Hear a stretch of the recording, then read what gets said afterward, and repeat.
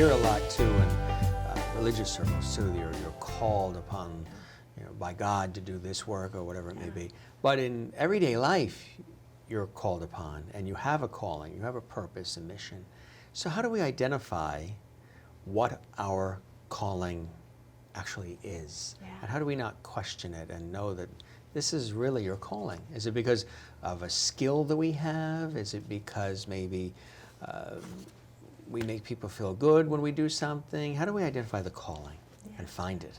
Yeah, and that's a tricky one, Jim, because we can say, okay, this is my path, this is going to be my calling. You're going to be an accountant. I'm excited.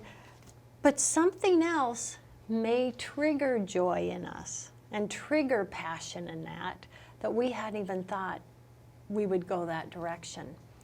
So I would say just listen to your heart and listen to your intuition and just follow your heart and let that direction take you.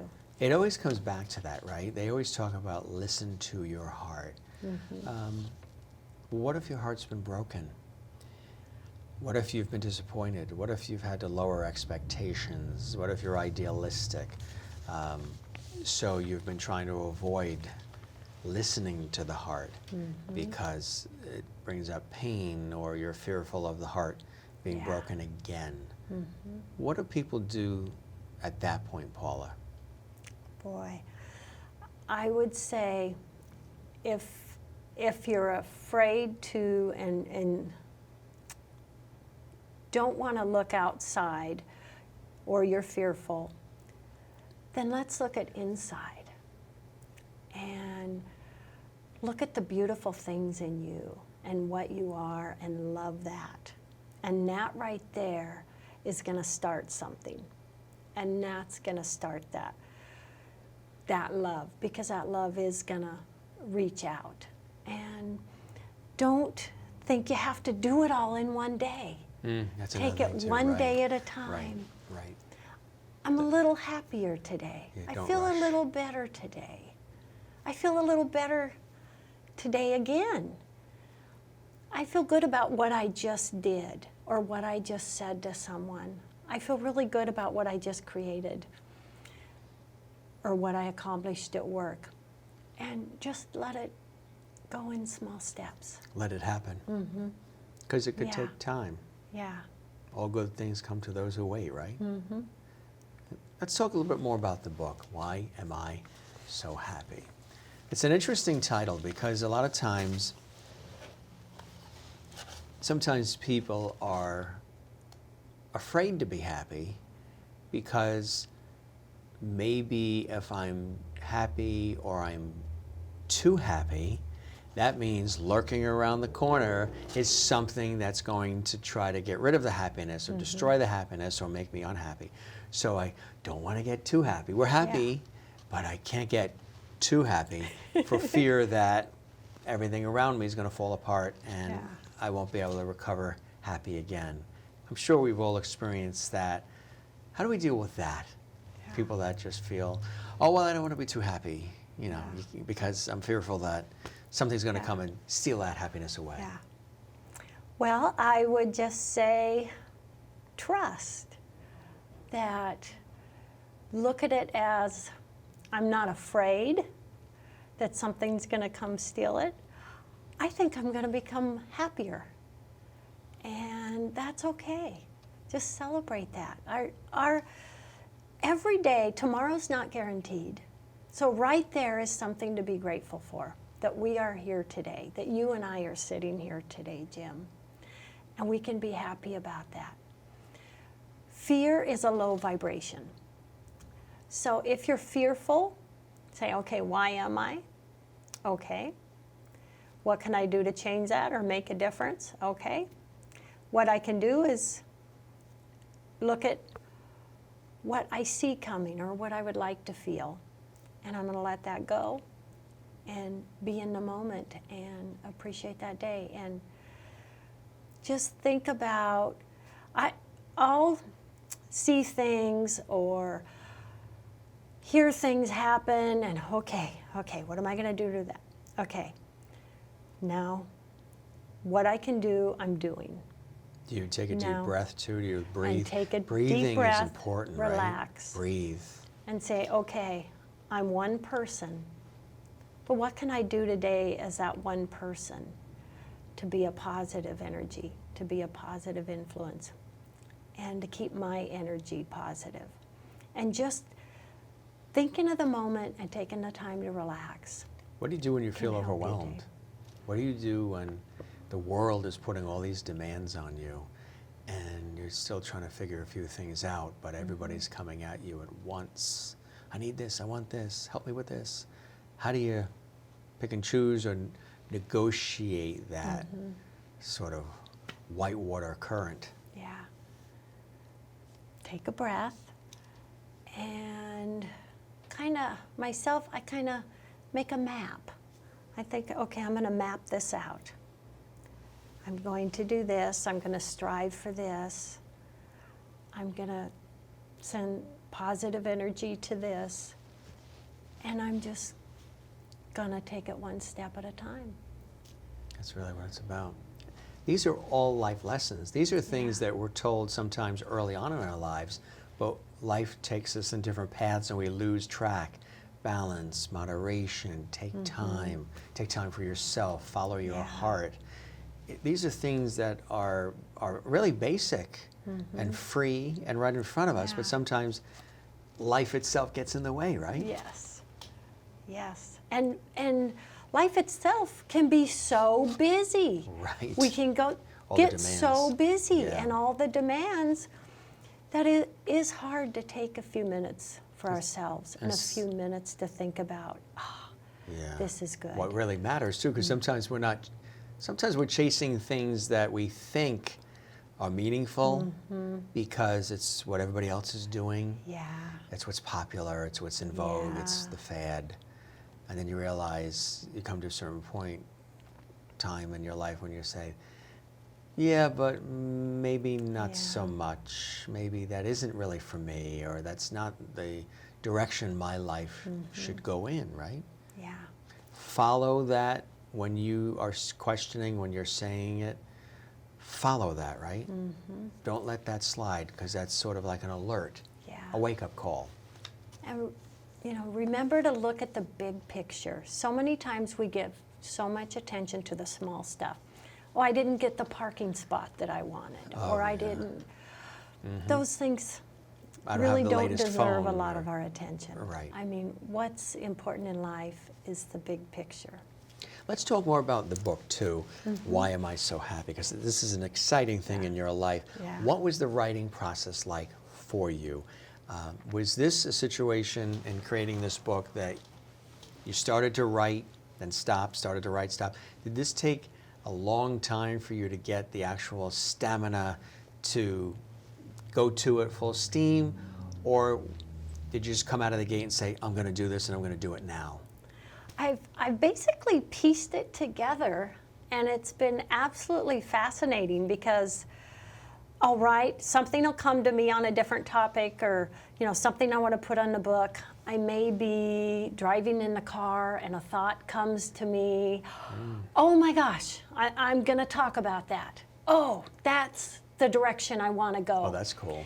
And do you these journal that right away? And I journal it right away. Yeah, to keep that. And I put all the notes together, and then I branch out. But things just come to me. So in a way, I see it as source is helping me write this book. It's like a series of aha moments. It is. That are happening in your life, and you're capturing them.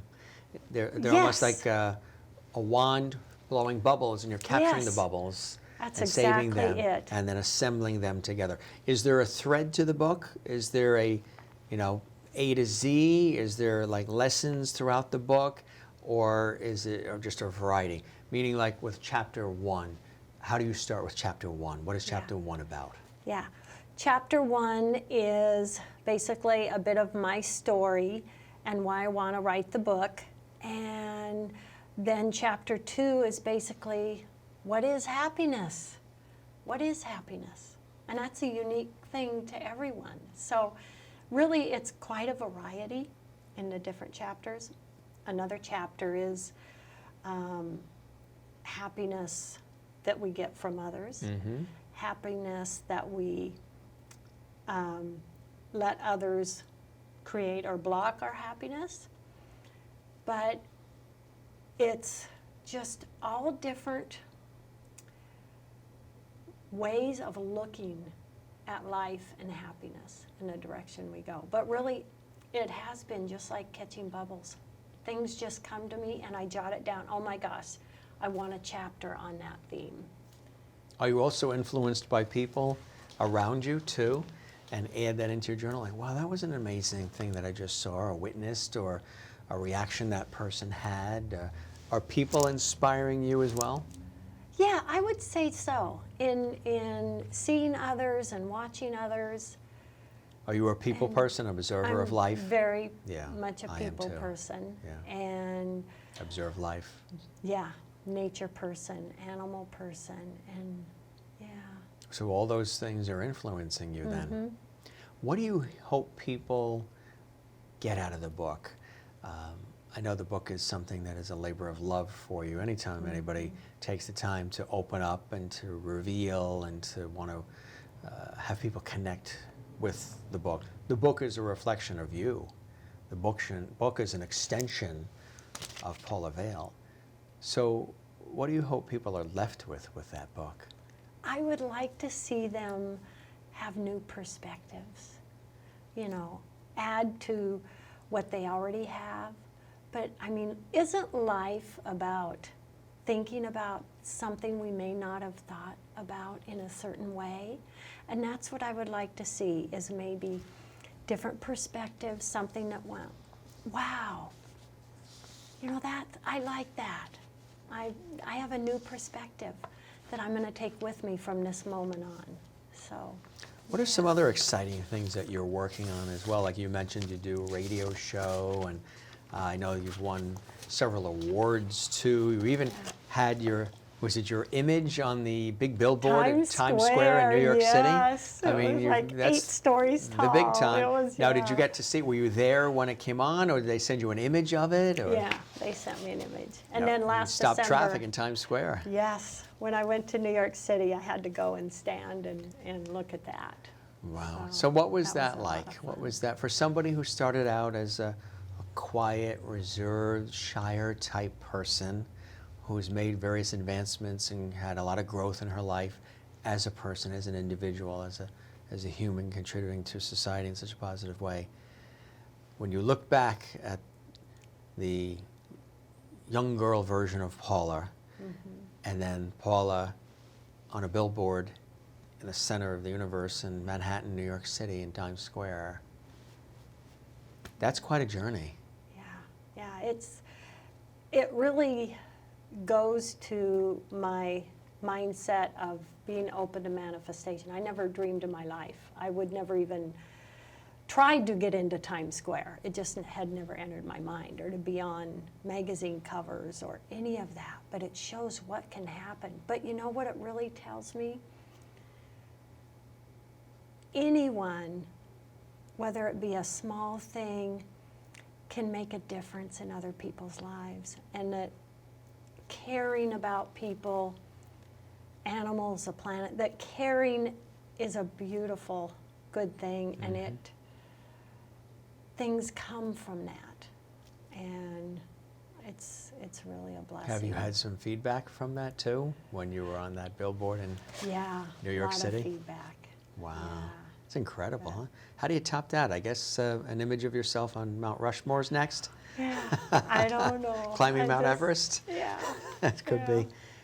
But you're touching people and their lives in a more direct, intimate way even than the Times Square billboard, which is a phenomenal thing, but on a daily basis.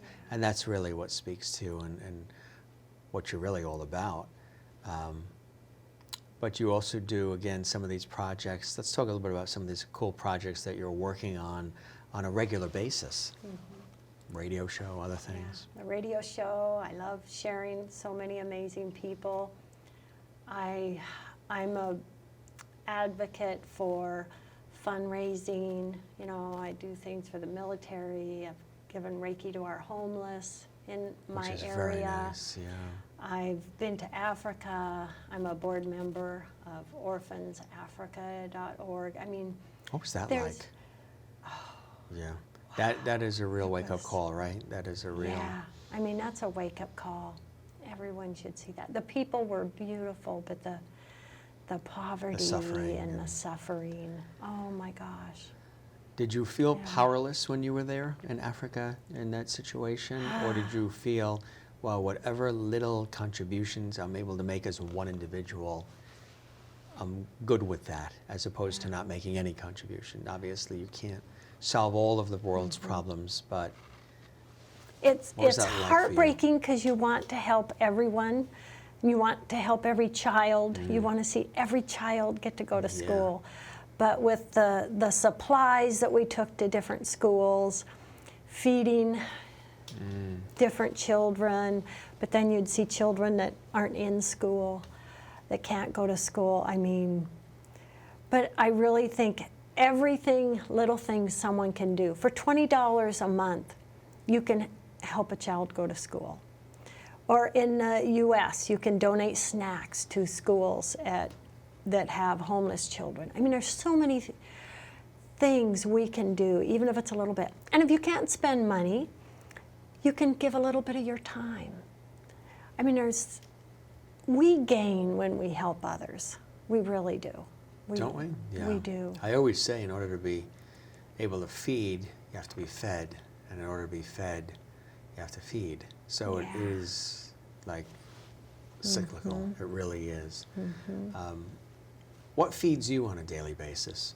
What feeds Paula Vail to wake up every day and take on that day and be positive and see experiences like you did in Africa, Yeah. but just in everyday life, the things that come at you, the experiences you've had and the experiences you'll continue to have. What feeds you and inspires you? Well, I'm very inspired by family. Love family. Love watching the grandkids. But on the bigger picture, I'm inspired what I can do as one person in making a difference in another life, whether it be helping with in Africa, or helping our homeless, or our military, or a Reiki client coming who's in a lot of pain or a lot of trauma, and being able to just offer them some love and some positive energy. All those things. I really think I've found my passion in life. Your bliss. Yeah, Your bliss. You're living your bliss. yeah. And there's sometimes nothing more incredible and beautiful than that, right? When you find your bliss, because it's what you're going to be doing forever. And you're reaching so many people and you're touching their lives in ways that allow them to then pay it forward. Yeah. Because if they feel satisfied and fulfilled and happy, their health changes for the good. There's a lot of other benefits, residual effects, Yeah. icing on the cake effects to all of this, right? Yes, yes. I've always said, I am not my car. Don't judge me by the car I drive. Oh, I like that. Judge Yeah. me by what's in my heart. I'm not my car. That's your second book. Yeah. Why am I so happy? And I'm not my car. There you go, Jim. Journal that. I love It's an it. aha. That's an aha I love moment, it. right? Okay. Yeah. Because, I've yeah. always said that. I Yeah. am not my car. I love my car. I love the torque and the Yeah. turbo and the acceleration, Yeah. but Love you're my not car, your car, but right? I'm not my well, car. because now the reason why you say that is because we live in a society where we're judged by these exterior, Yes. external things: the Yes. house, the car, the shirt, the Yep. hairstyle. And that's all versus gravy. taking time Yeah. to really know the person. Yeah. Because the person that's in that car, they may love that car, they like the look of it, the feel of it, the power of it, but as soon as they step out of the car stays in the driveway. Yeah. They're a totally different Yeah. individual. I see not the much more car. value in a hug Yeah, Yeah.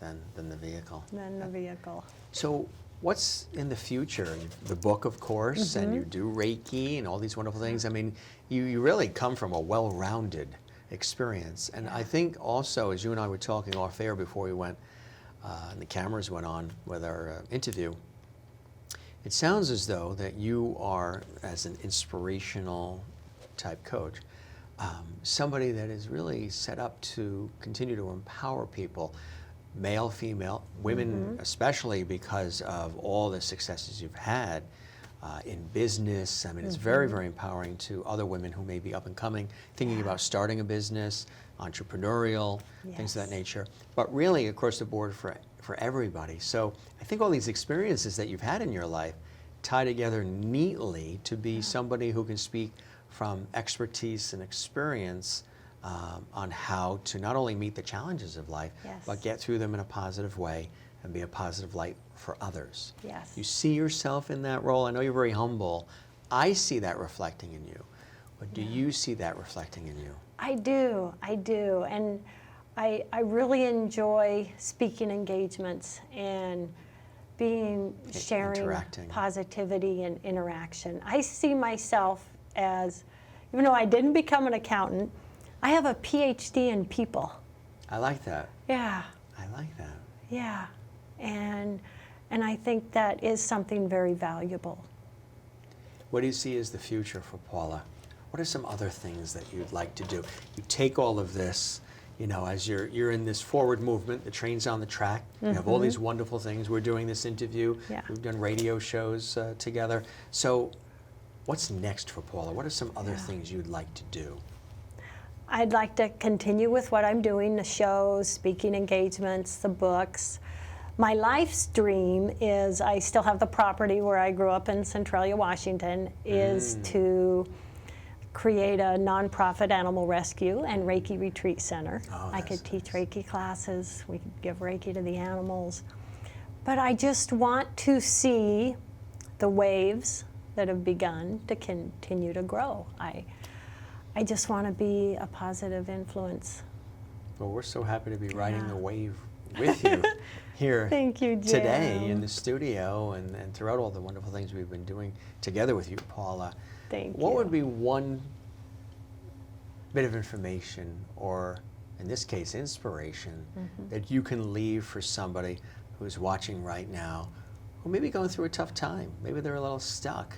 Maybe they're looking at the positivity and happiness that you're exuding as Paula Vail, and they are saying to themselves, gee, I wish I could get to that point. You know, why is she so happy? How do I become happy and content and feel safe and secure? What would you say to somebody watching right now who's in that spot? I would say, you are unique, you are beautiful, you are love, you're full of love, you are loved, and the best thing is, you control your life and your direction and your thoughts, and celebrate that and say, I have that ability and I have that control. So I'm going to decide right now where I want my thoughts to go and how I feel about myself. Because no matter what, we're all human. We all have our ups and downs, but we all are loved and we all have a lot of beauty inside of us. As do you, Paula Vail. Oh, thank you, Jim. A real honor and a pleasure to have you with us. Thank you. Really fantastic conversation. I learned a lot. And thank you so much for coming to our studios here and sharing so much of your authentic self, who you are, and all these wonderful things. I could see now why you win the awards and the accolades, and you're beloved and respected in the work that you do. And we wish you nothing but the very best and continued success. And again, thanks for joining us here on CUTV News. It was a pleasure to have you with us. I'm honored. Thank you, Jim. As are we. Thank you, Paula Vail. Thank you. Paula Vail is clearly someone who is passionate about what she does and is working every day of her life to make our world a better place. To learn more about our special guest, Paula Vail, and her new book, Why Am I So Happy?, visit her website, wellnessinspired.com. For CUTV News, I'm Jim Masters. Thanks for joining us, and we'll see you next time.